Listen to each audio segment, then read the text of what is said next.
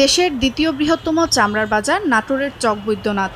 এখান থেকেই দেশের মোট ৩০% চামড়া ঢাকার ট্যানারিগুলোতে পাঠানো হয়। ইতোমধ্যে জেলা ও তার আশপাশ থেকে কাঁচা চামড়া আসছে আড়তগুলোতে। সেই চামড়ায় লবণ দিয়ে স্তূপাকারে গুদাম ও আড়তের বাইরে সংরক্ষণে ব্যস্ত সময় পার করছেন শ্রমিকরা। লবণ দেওয়া হয়ে গেছে, প্রসেস খুব সুন্দর করে লবণ দিয়েছি, ভালো করে লবণ দিয়েছি। আমাদের প্রচুর লেবার ছিল। চামড়া আমরা গোদামজাত করব এবং ট্যানারি মালিকগুলো নাটোরে আসলে এগুলো আমরা সরকারি নির্ধারিত মূল্যে বিক্রি করার আশা ব্যক্ত করতেছি। চামড়া সংরক্ষণের কাঁচামাল লবণের দাম বেশি হয় ন্যায্য মূল্য পাওয়া নিয়ে শঙ্কায় রয়েছেন ব্যবসায়ীরা।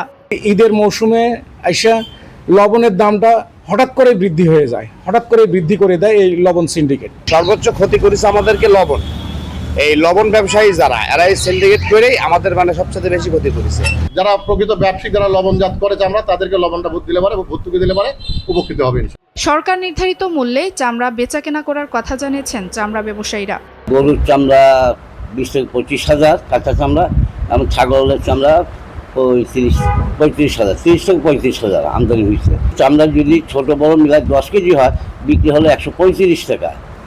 তাহলে আমার লবণের টাকা কোথায় আর হলো লেবারের টাকা কোথায়? একটা চামড়াতে সর্বনিম্ন হলো 250 থেকে 300 টাকা খরচ একটা গরুর চামড়া। ছাগলের চামড়া খরচ হলো 50 টাকা নিম্ন, লবণ এবং লেবার দিকে। এবার চকবৈদ্যনাথ আড়তে 10 থেকে 12 লাখ পশুর চামড়া আসার প্রত্যাশা করছেন আড়তদাররা। সুপ্রিয়া তৃষা, নিউজ ডেস্ক, দেশ টিভি।